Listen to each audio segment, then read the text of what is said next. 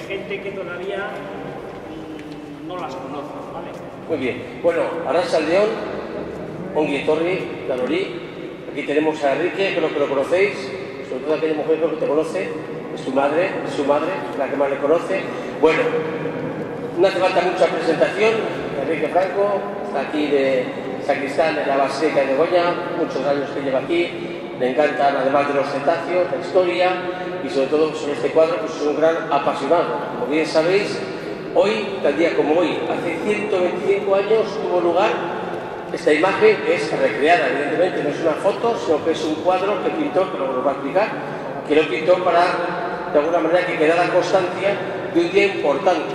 Hace 125 años, gente de Vizcaya, con fe, vinieron aquí a celebrar esta coronación de la Virgen de Begoña. Bueno, pues es un día pues también para conmemorar, y como digo, aquí tenemos a Enrique, que es un gran experto, un gran apasionado de este cuadro, y tiene reflejada por muchas personas que están ahí. No sé si podríamos hacer algo para que apareciésemos nosotros también. No vamos a ponernos nosotros, pero bueno, nada, recordar de alguna manera que es la historia que, bueno, de alguna manera somos herederos de lo que hemos recibido, herederos de aquella buena gente. Esta basílica, como bien sabéis, que tiene más de 1000 años, pues de alguna manera darnos cuenta que la Iglesia lleva muchos años funcionando. Estaba antes de nosotros, está con nosotros, seguirá sin nosotros. Somos parte de esa historia que nos toca hoy aquí vivir, nada, 125 años. Pues os dejo con Enrique para que él, podamos disfrutar de este cuadro. Enrique. Igual en vez de disfrutarlo lo sufrís, pero ¿qué le vamos a hacer? Vale. Lo que decía Ignacio, cada persona es fruto, su mentalidad, su forma de ser, por una parte de la genética, por otra parte de la familia, por otra parte de las circunstancias que tenemos alrededor y por otra parte de aquellos que nos precedieron. Esta no va a ser una charla solamente sobre algunas de las personas que salen en el cuadro, sino sobre la sociología de la religión. ¿Cómo era la sociedad de 1900? ¿Qué problemas había? Eso también queda reflejado en el cuadro. Sobre eso vamos a hablar. Una de las primeras cosas que os digo es que Bilbao y Begoña, ya lo sabéis, eran dos pueblos distintos. Todavía nos queda algo de eso, porque muchas veces decimos, vamos a bajar a Bilbao. Todo es Bilbao, pero todavía nos queda aquello. Hasta el 1 de enero de 1925, Begoña no pasó a ser parte de Bilbao. Y no porque lo quisieron los begoñeses, sino porque estaba la dictadura de Primo de Rivera, que tanto Deusto como una parte de Erandio como Begoña pasaron a ser de Bilbao. Cuando yo vaya a hablar, cuando digo Bilbao no quiero decir Begoña, y cuando digo Begoña no quiero decir Bilbao. ¿Vale? Otra de las cosas importantes es que, así como la basílica estaba en los terrenos de Begoña, los bilbaínos también compartían jurisdicción sobre el templo. De hecho, la basílica se construyó sobre todo por donaciones de muchos comerciantes bilbaínos. Todavía nos quedan en las columnas que tenemos aquí, allá arriba, podéis ver los sellos de los diferentes comerciantes. Por lo tanto, se daba esta dualidad entre Bilbao y Begoña con relación a la basílica. Y eso significaba que la Virgen de Begoña era muy importante para los begoñeses, pero también para los bilbaínos. Nos vamos a retrotraer a aquellas épocas. Begoña era agricultora, ganadera, había oficios artesanos. Bilbao, por la entrada de la ría, era comerciante. Y por la entrada de la ría de Bilbao en aquellos barcos también entraban las ideas de la Ilustración. ¿Qué es lo que pasa? que cuando se habla de las guerras carlistas en realidad no estamos hablando solo de que unos querían al rey Carlos y los otros a la reina Isabel, sino que lo que más chocaba era cómo era la concepción social de las personas de entonces. Begoña era carlista, Bilbao era liberal. Esto generaba muchas tensiones en las tres guerras carlistas. Y conforme a la jurisdicción sobre Begoña, en la primera guerra carlista fueron los liberales los que se apoderaron de la imagen y la llevaron a Bilbao. En la tercera guerra carlista fueron los carlistas los que se apoderaron de la imagen. Begoña era de todos, pero esas tensiones realmente existían. Bueno,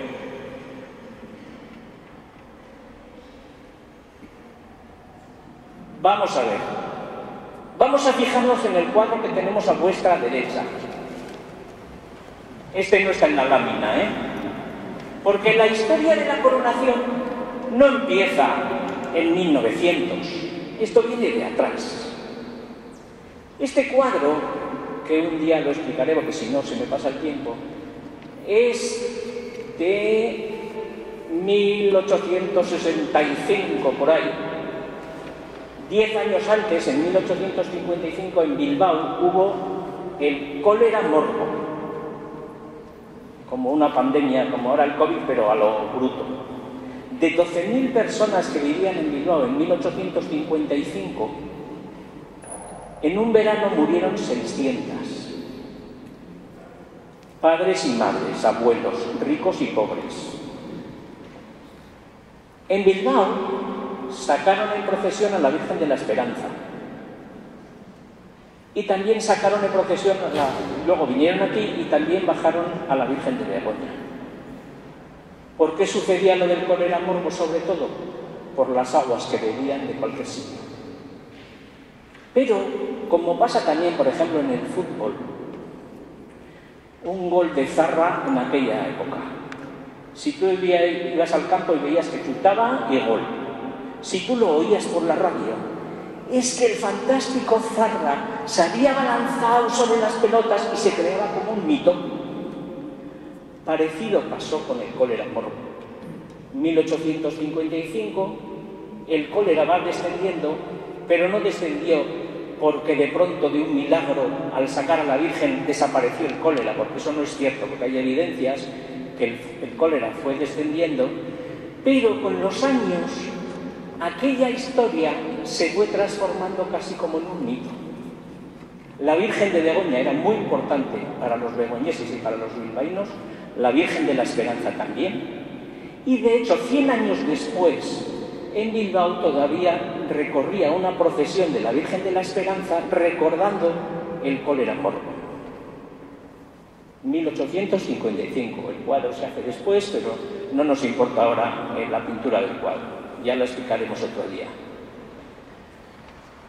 En 1876 acaba la Tercera Guerra Carlista.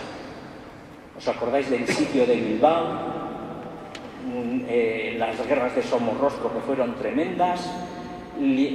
Ya abren Bilbao, se acaba la Guerra Carlista. Pero recordemos que aunque una guerra se acabe, la mentalidad de la gente no cambia. Entonces, los tradicionales seguían siendo tradicionales y los liberales seguían siendo liberales, aunque hubiera una mezcla. Entonces, justo en aquella época, 1870, 1870 y tantos, vuelven a Bilbao los jesuitas que habían sido expulsados. En su momento hubo la expulsión de los jesuitas, vuelven a Bilbao con una nueva concepción de evangelización. Tener en cuenta que empezaba la industrialización y que el concepto social de la vida de la gente estaba cambiando por la industria, por las migraciones que venían a trabajar a las fábricas, por todos esos aspectos. Y los jesuitas crean la Universidad de Deusto, apoyan a que los pasionistas estuvieran en Deusto, apoyan que vinieran diferentes tipos de misioneros y de gente de ese estilo con una nueva evangelización. Y entre esas cosas de la nueva evangelización también estaban las grandes procesiones. Entonces, en 1880, gente muy piadosa de Bilbao, acordándose del cólera morbo que había sido 25 años antes, deciden organizar una procesión recordando el cólera morbo y cómo ya se pasó todo eso. Los párrocos de Bilbao, los párrocos de Begoña, aprueban la idea de hacer una procesión a la Virgen de Begoña, recordando el cólera. ¿Qué pasa? Que 4 años antes había acabado la Tercera Guerra Carlista. Y entonces, mientras que había gente que era muy religiosa y que solo veía ese sentido religioso de aquello, otros tenían en su conciencia, los liberales más extremistas, que aquello había salido de los católicos. Y también, por supuesto, dentro de los ultracatólicos, que aquello, o sea, esas confrontaciones existían, aunque menos de lo que parece, pero existían. Entonces, se organizan esas procesiones a Begoña durante 3 días y se calcula que vienen unas 60.000 personas en los 3 días. Viene sobre todo gente de las zonas rurales, pero en Bilbao, los liberales de Bilbao no aprueban aquello, sí que lo dejan, pero no lo aprueban. Y entonces, en Bilbao, cuando llegaban la gente a peregrinar a Begoña para aquellos días, lo que hacía era que la gente desfilaba por Bilbao sin ningún alarde de nada, y cuando ya llegaban a Begoña, pues sacaban sus estandartes y así. Fue el origen de una cosa que luego veremos. 60.000 personas. En Begoña guardamos, en lo que se llama el tesoro, una placa conmemorativa de aquellos 3 días de procesiones, que no lo habréis visto nadie, ¿no? Vale. Bueno, de aquello, ya empezamos con el otro cuadro, De aquello hay una persona que se llama Arístides de Artiñano, que es el que apunto aquí. ¿Veis ahí? El número, por ahí estará, el 64 en los lados de esos, ahí está Arístides de Artiñano, que había sido un carlista empedernido. Después de la última guerra carlista huyó a Barcelona, pero luego volvió. Pero era un devoto de la Virgen de Begoña impresionante, que escribió libros de la Virgen de Begoña. Y en 1895 escribe un librito que habla de la Virgen de Begoña y que habla también de aquella procesión de 1880. Entonces, después de ese libro, se plantea Arístides de Artiñano con el párroco Unceta, ya sabéis que por Santurce hay una calle, párroco Unceta, Juan Cruz de Unceta, el número 66. Oye, si en otros sitios están haciendo la coronación de la Virgen, ¿por qué nosotros no pedimos al Vaticano que también a la Virgen de Begoña se corone? Entonces, en 1881 habían coronado a la Virgen de Veruela, en el Moncayo. ¿Os acordáis de Gustavo Adolfo Becker, de Rimas y Leyendas, que solía pasar mucho tiempo en el monasterio de Veruela? Allí. En 1881 se coronó a la Virgen de Montserrat. En 1883 la de Lluc, también en Cataluña. En 1886 la de Aránzazu. En 1888 la de la Merced de Barcelona. En 1889 la de la Candelaria, en Canarias. Y entonces dijeron, como habían visto el resultado de aquellas procesiones que había venido tanta gente en 1880, pues entonces entre los dos mandan una carta al Vaticano solicitando la coronación, para ver si se podía coronar a la Virgen de Begoña. Eso es primavera de 1900. En el Vaticano tenía mucha influencia Fray Eugenio Gallastegui, el trinitario que veis ahí, el número 65.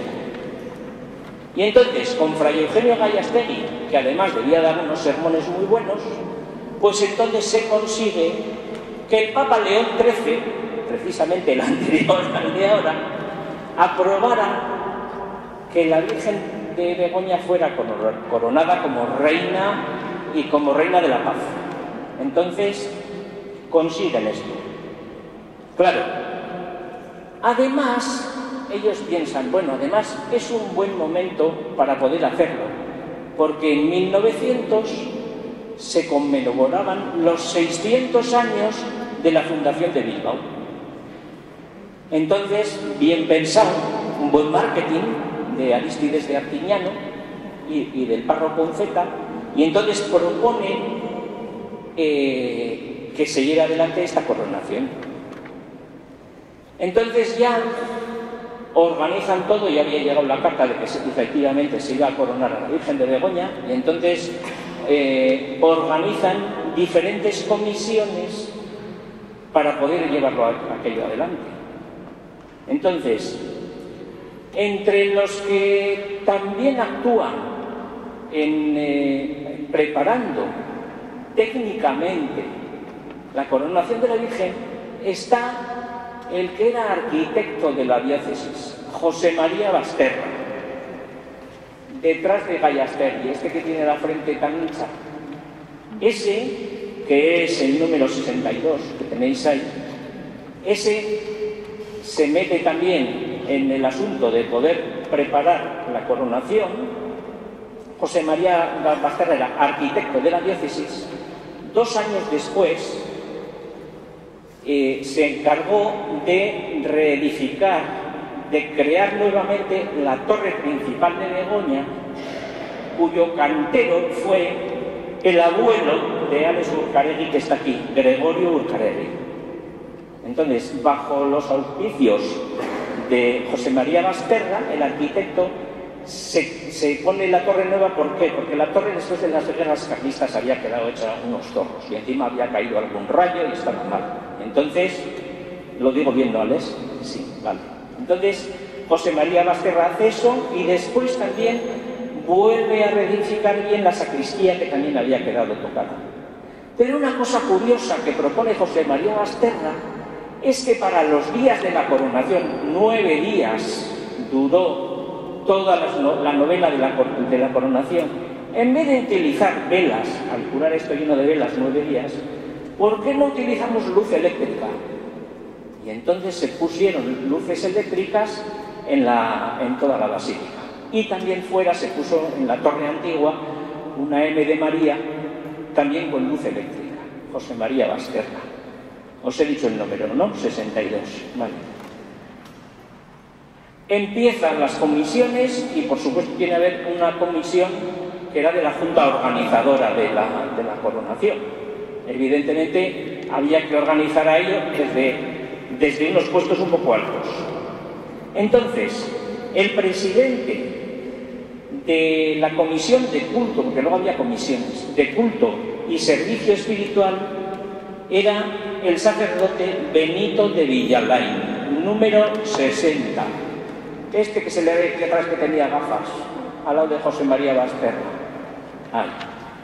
También estaba otra subcomisión, luego había, solo os digo uno por no extenderme, ¿vale? Había otra subcomisión que era de música, importante la música.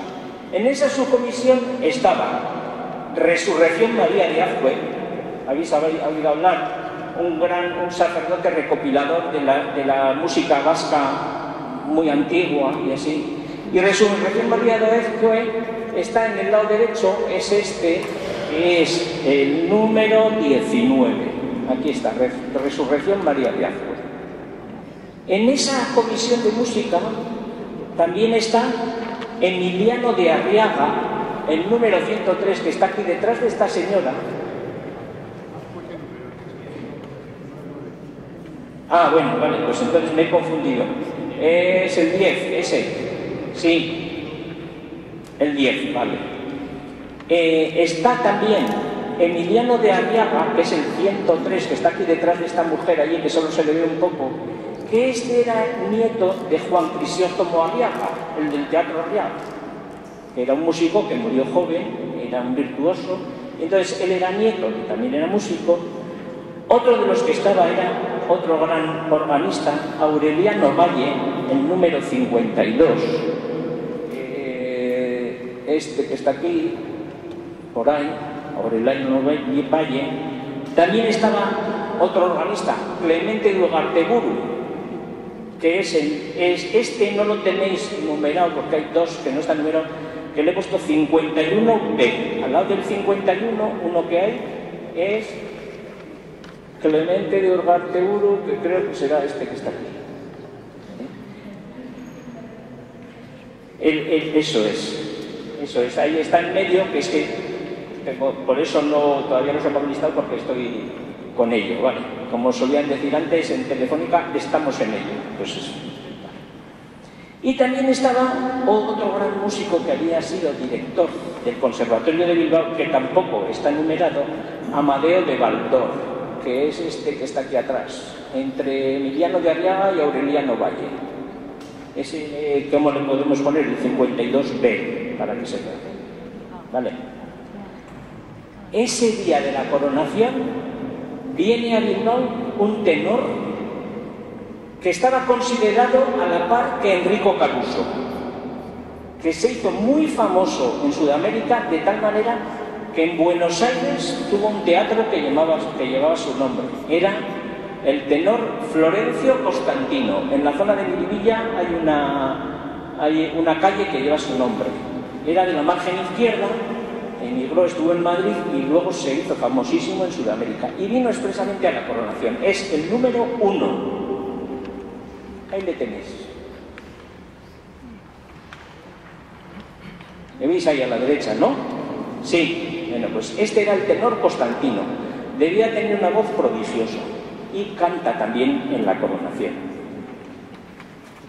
Luego había una comisión de la procesión, porque claro, la idea era volver a hacer algo parecido a lo de 1880 con las procesiones. Entonces, también existe esta, y aquí solo he puesto una persona, porque es que si no me alargo mucho. El número 67, Luis de Aransolo, que no sé ni dónde está. ¿Por dónde anda el 67? En la parte izquierda. Vale. Sí, el que está al lado del párrafo, Z. Vale, sí. Es este de pelo canoso que está aquí. Ahí metido. Vale. Como veis, van organizando diferentes comisiones. Luego también hay una comisión de propaganda. Estaba Artiñano, que ya habíamos visto antes, pero luego también estaba un sacerdote súper conocido, que era Lavairu, el historiador, sacerdote del que ahora está la Fundación Lavairu. Es el del flequillo, este que está aquí. Ese es Lavairu, número 70. Vamos organizando solo así por algunos personajes, porque si no, vale. Y también había una comisión de señoras. Pero precisamente las señoras que aparecen aquí no eran las que hacían botijos ni las que limpiaban con fregonas. Bueno, no había la fregona todavía. Eran las señoras importantes de entonces. Entonces, esta comisión está... hay un montón de mujeres, en cuanto veáis los nombres, enseguida me vais a decir... Soledad Ampuero Lezama Leguizamón, el número 6. ¿Por dónde está el número 6? A la derecha, ¿no? Algunas de las que están por aquí, ¿no? Ahí, por ahí están. Miráis ahí en la esto y lo veis. Adelaida Arias, viuda de Menchacatorre, el número 16. Lo vais viendo por ahí. Concepción Basabe de Careaga. Herminia Isasi, viuda de Abella. María de la Paz Careaga. Concepción Smith de Rochelle. no era Concepción González, o sea, era gente importante, pero gente que colaboró mucho en esto. Y sobre todo en algo que luego os voy a decir que es muy curioso, ¿vale? Por supuesto, vinieron un montón de obispos de prelados. Está el arzobispo de Burgos, Fray Antonio María Aguirre, el número 41, este que está aquí. Luego está el obispo de Vitoria. Hay que tener en cuenta que hasta 1950 Bilbao no tenía obispo, pertenecía a Vitoria. Y entonces el que está coronando es el obispo de Vitoria, que era Ramón Fernández de Pierola. Sigue habiendo más obispos: Fray Tomás Cámara y Casero, obispo de Salamanca, el número 4, Tomás Bryan y Livermore, obispo de Cartagena, una serie de obispos que vinieron a la coronación. Por lo que veo en el cuadro, igual hay alguno que no está en el cuadro, pero lo tengo que investigar más, ¿vale? Y luego pasamos a otro aspecto. Hemos visto el aspecto religioso, pero luego también vinieron autoridades. Aquí es donde se arma el lío, porque algunas autoridades eran carlistas y otras autoridades eran liberales. ¿Qué hace el pintor? Que luego hablaremos de la pintura. Para quitarse de líos, los pinta todos de espaldas. ¿Les veis, no? Ernesto de Aguirre y Bengoa, gobernador militar de Vizcaya, el 79. Ya lo veis que están aquí de espaldas, pero luego os cuento la curiosidad de este cuadro, ¿no? Entonces supongo que será este. Luego está Tomás Fernández de Lagunilla, administrador especial de Hacienda, que representaba al ministro de Hacienda, que es este de aquí. Luego está Víctor María de Concás, comandante de Marina y de la División de Guardacostas Rascongados, el 92. Luego está Fernando Carranza, vicepresidente de la Diputación, el 91. Y luego también está el alcalde de Begoña, Carlos María de Orue, número 84. Esto parece que estoy en un bingo. El 84, ¿vale? Hay muchos más y algunos los tengo reconocidos, lo que pasa es que no vamos a extendernos, ¿vale? Luego vamos a hablar del cuadro, que es otra cosa interesante. Fueron 9 días de la novena de la coronación, en la que venía gente de todo Vizcaya. Los ferrocarriles ya funcionaban muy bien entonces y venía mucha gente en ferrocarriles. Cada día venían de una comarca distinta. Tal día vienen los de Guernica y los de Bermeo, tal día vienen los de Orozco y no sé qué. Y pasaron por aquí miles de personas todos esos días. El mismo día de coronación, ¿cuándo se corona a la Virgen aquí? A las 11 de la mañana de un día tal como hoy, hace 125 años, se hace la coronación. Esto que os voy a contar casi nadie lo sabe ahora. Cuando sale la imagen de la Virgen en procesión hacia Bilbao, desde el fuerte de Artagan, donde hoy está el colegio Artagan, ahí había un antiguo fuerte que había sido carlista, y cuando se acaban las guerras carlistas sigue siendo fuerte, y había allí unos cañones. Desde ese fuerte se lanzan unas salvas de honor a la Virgen de Begoña. Lo triste es que uno de los cañones, que no estaba bien limpio, explota. Y hay 2 artilleros que quedan heridos.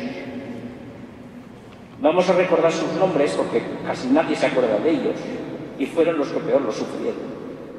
Obdón López, le tuvieron que amputar las 2 manos, y Antonio Temprano, que tuvo una herida muy fuerte también en el brazo. Claro, la gente no se enteró mucho, porque como estaban las salvas de honor, pues entre ellas, esas salvas de honor, pues una explosión más de un cohete.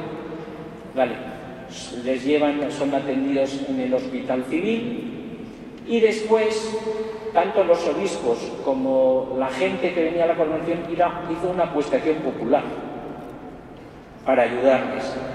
Y la sociedad La Aurora, Seguros Aurora luego, cogió y les dio a uno un capital de más de 4.000 pesetas de 1900, al que se había quedado herido, y el otro una pensión vitaliza de 6 reales diarios. ¿Cuánto es esto? No lo sé. Pero claro, calcular que esa gente sería joven y ya en 1900 pierdes los dos brazos. Esa situación también ocurrió. ¿Cómo vamos de tiempo? No sé lo que... Vale, 6:34. Vale. Ahora nos metemos... Es que podría seguir diciendo personajes, pero no es cuestión. Vale. El cuadro. Ahora vamos con el cuadro. En 1900 ya existían las fotografías en blanco y negro. Y entonces el pintor, que es este que está aquí, el número, ¿cuál es? El 102, vivía en Roma. Era Echenagusía, era de Ondarribi, vivía en Roma. Entonces al pintor lo que le mandan fueron fotos de las caras de las personas que habían estado en la coronación. Y sobre esas caras hace la composición del cuadro. Es decir, este cuadro no es que todos estuvieran en esa posición, sino que él, con aquellas caras, depende de si una cara la había puesto para la derecha, para la izquierda, y así, va componiendo el cuadro y le va dando profundidad. Fijaros el tamaño de estos con relación a estos que están aquí atrás. Y compone todo el cuadro. Aquí al lado, en Begoña, en el chalet que todavía está, que no sé si ahora es la clínica de los ojos, o no sé lo que es, que hay un chalet adosado ahí, ese era el chalet del Pino. Y en ese chalet vivía Narciso de Olano, este que está aquí a la derecha, Narciso de Olano, que ese es el número, ¿quién me puede decir qué número es? El 28. Vivía Narciso de Olano con su mujer, que era Eulalia Abaitua, una de las primeras fotógrafas de Europa. Eulalia Abaitua es esta que está aquí, el número 77. Esa era Eulalia Abaitua.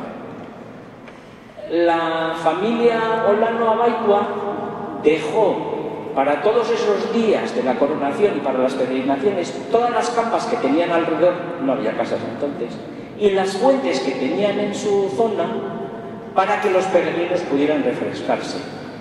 Y por otro lado, Eulalia Abaitua sacó muchísimas fotos, entre ellos de esta gente, y luego sacó muchísimas más fotos que en el Museo Etnográfico, que ahora está cerrado, tienen un montón de cajas con placas de fotos. Entonces, con esas fotos y con otras fotos es lo que le mandaron a Echenagusía para componer el cuadro. Fijaros el trabajo que le llevó. Lo acabó en 1902. Pero si nos fijamos en el resto de cuadros que tenemos en la Basílica, que están pintados en Sevilla y que son estilo Murillo, pero no son de Murillo, fijaros en las caras que tienen y ahora compararlas con las caras que tienen el cuadro de la coronación, que esto es una auténtica colección de 100 y pico retratos. ¿Cómo voy investigando esto? Pues voy buscando fotos antiguas y voy comparando. Y al final encuentras personajes, por ejemplo, una curiosidad. Hay un libro de la coronación que también lo hizo Artiñano, que hay algunas fotos, pero otros no están. Pero sí ponía en el libro que vino el tenor Constantino a cantar. Entonces, buscando por internet fotos del tenor Constantino, las fotos que aparecen tienen una curiosidad, que las camisas del tenor Constantino, en vez de ser en pico, son redondas. Es el único que tiene las camisas redondas. Y en las fotos que aparecen también. Y tiene el mismo bigotillo. Ese es el tenor Constantino. Sí. ¿Qué personas aparecen que no hemos nombrado? Hablando con Exenagusía, está Unamuno, 72. Me podéis decir, ¿y por qué está Unamuno? No lo sé todavía, por eso estamos en estudio. Encima de Unamuno, porque era muy famoso, pintaba muy bien, y no sé más las razones, supongo que tendrían algún contacto. Este había hecho ya más cosas para el edificio de la Diputación y así, era conocido, era muy reconocido y era muy buen pintor. Entonces, encima de Unamuno está Benito Pérez Galdós, el número 74. ¿Por qué? Tampoco lo sé. Supongo que sería amigo del pintor. Ya lo sabré algún día, pero hay que investigar. Y por ahora no tengo mucho tiempo para investigar. Vale. Y luego hay otra cosa curiosa, que hay gente que viene y me dice, en el cuadro aparecía mi abuelo, aparecía mi tatarabuelo, aparecía no sé quién. Hay algunos casos que son tristes, pero que es la realidad, que esa persona que te viene y que toda su tradición familiar estaba en que en el cuadro tal persona era su abuelo, pero yo tengo fotos y le tengo que desmentir que ese no era su abuelo, aunque hubiera estado en la coronación. Y hay alguno que me dice, toda la tradición familiar se echa por la borda. Bueno, ¿qué le vamos a hacer? Estuvo en la coronación, sí, pero no era ese. Hay gente que está pintada en el cuadro, pero no pudo estar en la coronación. Entre ellos, Víctor Chávarri, un magnate muy reconocido en la margen izquierda. Víctor Chávarri, el 76. ¿Por qué no pudo estar en la coronación? Porque murió en marzo de 1900, y esto fue en septiembre de 1900. Se conoce que colaboró en la coronación, entonces le pintaron. Y luego también aparecen, no os voy a decir los nombres, pero también sé quiénes son estos dos guardas, bueno, no eran guardas ferreros, eran miñones todavía. También sé quién es este Macero. O sea, hay gente que te da datos, pero te aporta fotos. Entonces sí que es claro. Hay luego también otras familias que me dicen, sabemos quiénes son estos niños. Tenéis ahí los niños que están puestos en 99-100, ahí arriba. Pero aquí hay una contradicción, porque hay una familia que me dice que los niños eran Luis Lecumberri y su hermano y un amigo, y otros dicen que los niños eran Víctor Arana, Jesús Ituiño y otro amigo. ¿Qué es lo que puede pasar? ¿Que están equivocados? No. Pero es que en el cuadro solo aparece una encina. Y dicen, es que me dijo mi tatarabuelo que se subieron a la encina. Ya. Pero es que en este otro lado había otra encina. Entonces, los que aparecen en el cuadro, ¿quiénes son? ¿Unos o otros? La verdad es que no saben. Poco a poco igual nos enteramos. Y para acabar, deciros que hay gente que estuvo en la coronación y que no aparece en el cuadro, entre ellos Sabino Arana, estuvo en la coronación, era juntero en la Junta de Guernica, y que algunas personas, incluso algunos guías, confunden a Sabino Arana con que ese es José María Urquijo, el dueño que era de la Casa de Espiritualidad y que era yerno de Olano y de Abaitua, porque estaba casado con su hija. Esas son las confesiones que se pueden dar. Y para acabar, la persona más importante que estuvo en la coronación no aparece en el cuadro, que es una santa. Santa Francisca Javiera Cabrini, la primera santa de Estados Unidos. ¿Por qué no aparece en el cuadro? Porque en esos días estaba en Bilbao fundando el colegio de San Pedro Apóstol, que por eso le llamaban las italianas, el colegio de las italianas, ahí en el campo volantín. Y estaba en Bilbao, pero esos días, pero claro, entonces era simplemente una monja.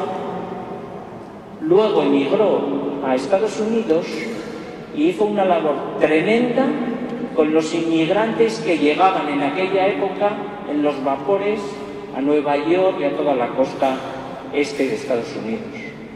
Es la primera santa de Estados Unidos que estuvo en la coronación y que no aparece en el cuadro. Vamos a dejarlo así. Falta un cuarto de hora para las 7. Como veis, hay muchas cosas interesantes, pero que hay que seguir investigando. Y tengo muchas más personas apuntadas, pero que es que si no, tampoco es cuestión de llenaros de datos.